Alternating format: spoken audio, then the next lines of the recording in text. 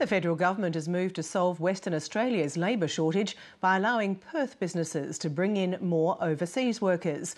But the government's attempt to fill the void has caused concern that unemployed locals will miss out, despite the skilled labour demand created by the mining boom. From Perth, Mincy Chung reports.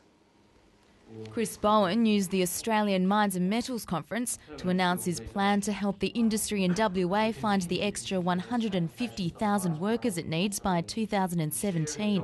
By designating Perth as a hardship area under the Regional Migration Scheme, WA will now have access to more of the 16,000 foreign workers being brought in to meet the skills shortage. It means that Perth, with the most acute labour needs in the country, has the same access to offshore migration in 457 as places like Darwin, Adelaide and Hobart have enjoyed for some time.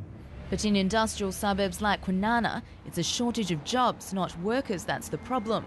Sam Gawagati from Smile Community Services says at least 1/4 of youths in the Kwinana area are unemployed.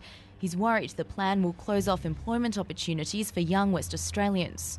The fear that I have and others in this industry have is that if we make it too easy to bring in low-paid foreign workers, there will be no incentive left for local employers to employ the people that we work with. It's easier for employers to have a quick fix solution of bringing in overseas workers. I think that's what they'll do. They won't train young people for the future. But Mr Bowen says there are checks in place to ensure Australian workers don't miss out.